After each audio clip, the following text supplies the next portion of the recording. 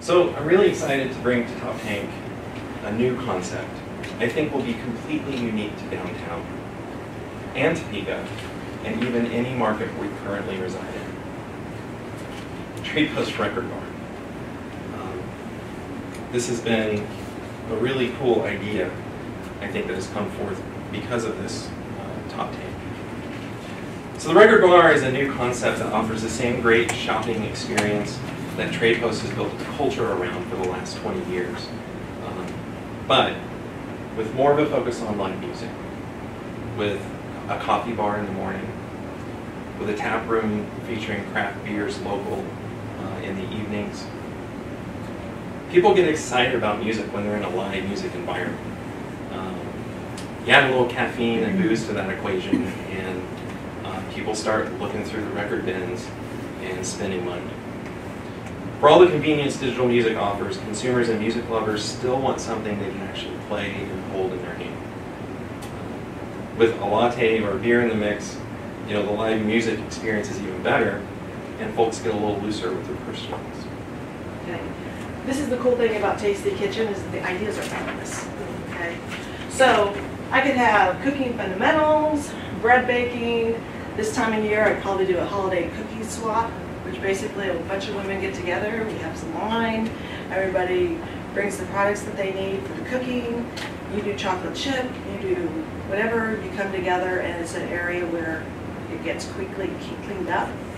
You go home, you've got your cookies, you don't have the mess in the kitchen, but you've got a great opportunity of collaboration and fun with your friends or swapping. And that's happening more and more all the time.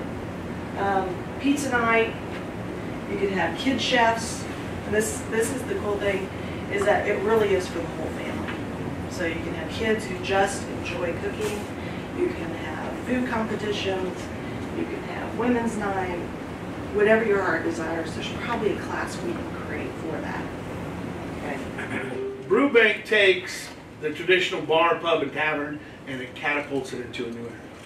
We have long waited for the type of establishment to come along that's kind of high-end, it kind of fits our tastes, and really brings people from southwest Topeka, Kansas, from southeast Topeka, Kansas, from northwest Topeka, Kansas, into the downtown area. That's the type of place that we're looking to establish here. Brew Bank will approach celebrating and promoting downtown Topeka with the following three-part approach: state-of-the-art technology, quality regional brews and high-end cocktails, and what is our favorite part of this whole business idea is the community and communal operational design. We're going to get into all of those. So let's start with that cutting-edge technology. So your typical bar, pub, tavern requires you make frequent requests of limited staff. It's frustrating. You're competing with other customers to get the waitress's attention or waiter's attention. You're bellied up to the bar, the crowd's around, and you want the bartender just to give you a cold drink. And so this new self-serving tap system solves all those problems and more. So this is how it goes. Digital self-serving taps work like this. A customer may add a prepaid amount to a beer pass with RFID technology using cash or credit card, or they can open a tab with their credit card for an unspecified amount on their beer pass. They then use their card for all future purchases. Once your beer pass is in hand, you simply approach the beer tap of your choice, tap the touch screen to see the beer's details and pricing, then place your card on the card reader and pull the tap. As your glass fills, a running total of ounces and cost is displayed on the screen. Once you have the amount you desire, simply close the tap and you remove your card. It's like having 20 very efficient bartenders. And the reason why I say efficient is because the normal loss of product is about 10% on a tap. These are cut down to about 3%. So it's a tremendous efficiency. All transactions are kept in a central monitoring system, which can provide real-time product sales analysis. Ounces consumed are set at 32 ounces, so to prevent overindulgence. That can be reevaluated staff. I'm a big guy, so 32 ounces, that's like a thimble of beer to me. So I can be reevaluated by the staff, and they say, go ahead, we'll put some more on your card. So I started Piper's Pie with the goal of providing to a little niche market here in Topeka. Pie is so culturally important in this part of the country, and I noticed that, you know, a couple years ago, 3 years ago, Copper Ocean closed. And there hasn't been a dedicated pie place in town since then. People can go to Annie's place or Bradley's or different places to get pie, but that's not their focus. So what I wanted to do was bring pie back to Topeka in that way, to have a focused, dedicated pie shop, and to source as much locally as possible. So for example, the crust in there, the flour comes from Stafford County Mills in Hudson, Kansas.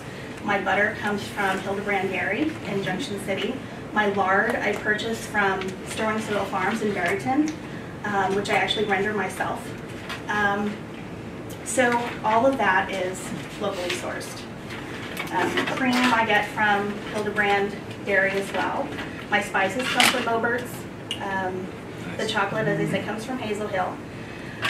And as we go into next year, I'll be sourcing as much produce locally as I possibly can as well, fruits and vegetables and things like that. Right now I'm just doing sweet pies, but I would like to expand and do savory things as well. Quiche, pot pies, meat pies, all of that too, which will be, again, sourced locally as possible. So, I'm here to tell you about aDRONealine Racing, and we think we have the opportunity to turn this into a $5 million business in the next 5 years, and $2 million over the next 2 years by expanding our current location at 21st and Westport Drive. So, June 3rd, 2016, I saw my first drone racing video on Facebook, and I was instantly allured as a gamer. This basically puts you in the cockpit of the drone, makes you feel like you're flying around the park at 85 miles an hour. And so as a gamer, I'm like, this is going to be huge.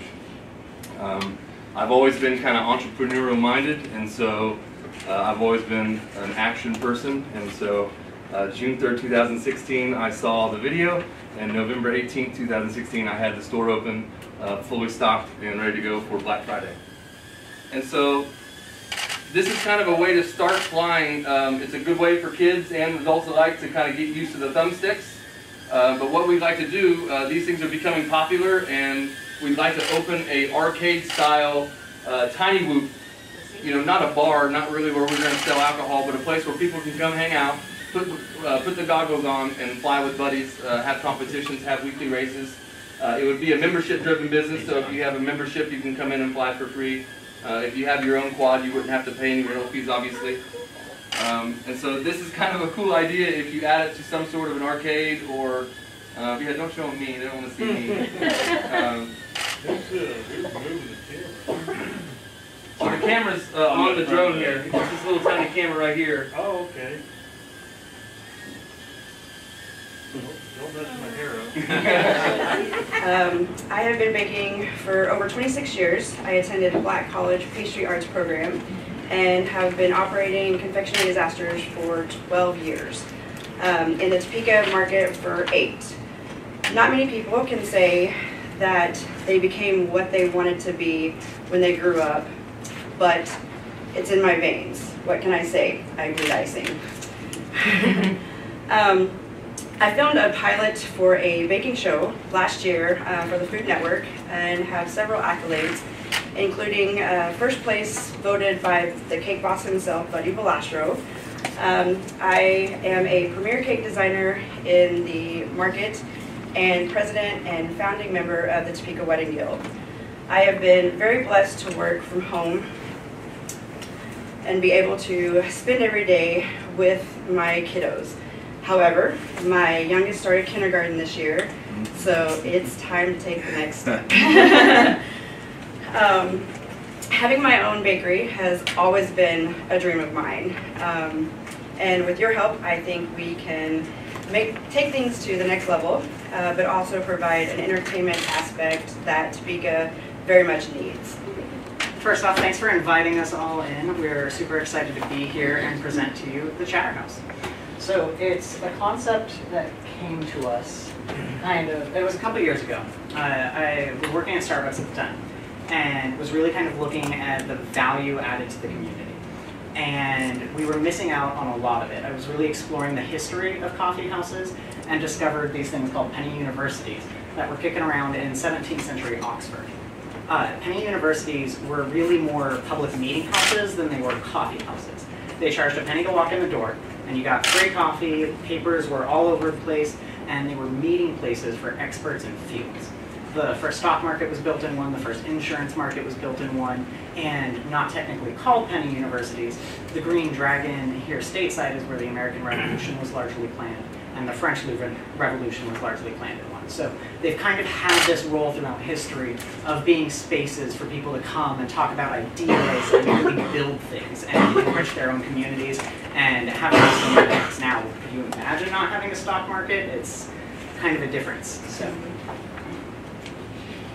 So today you walk into a coffee shop and it's dark, everyone's kind of just doing their own thing, they're on their laptop, they're on their cell phone, their earbuds are in, they're talking to the people they're with and no one else around them.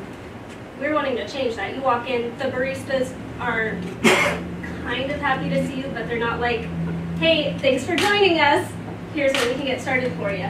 We're trying to change that. We're trying to make the Chatter House a 21st century Penny University. And the way that we're really trying to do this is really focusing on two aspects. The first one is creating an environment that really makes it easy to meet other people. We want to be the place where people go to meet others. We want to make meeting other people from the community as painless and as easy as possible.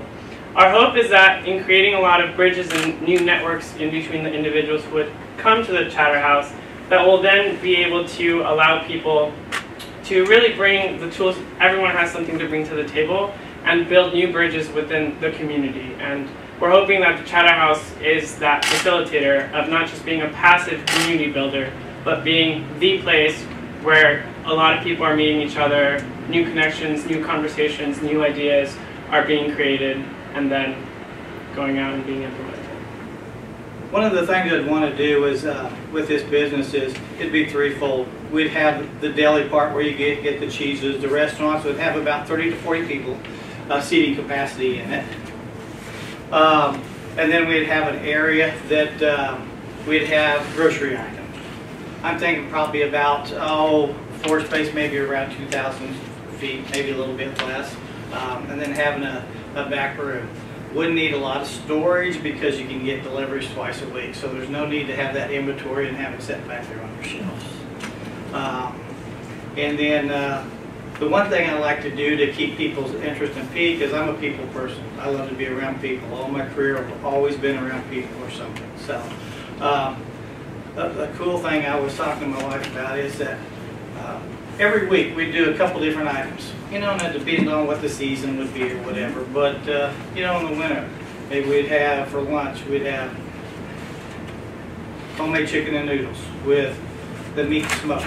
I don't know if any of you are like smoked meats and the ribs and stuff, but just that little bit of flavor of that smoked and that meat makes that just taste like you've never had it before.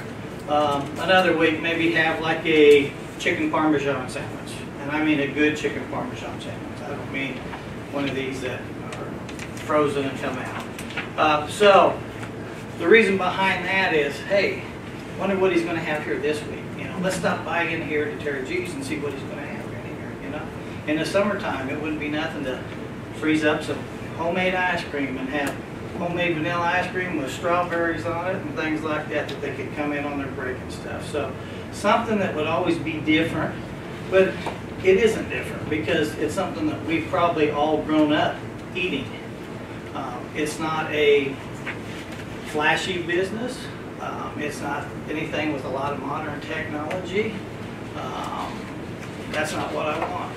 I want to find an old building that's got brick or stone walls with hardwood floors that they may creak every now and then when you walk across them, but something that has some character in it. And then you could decorate it with stuff from Topeka history and things like that.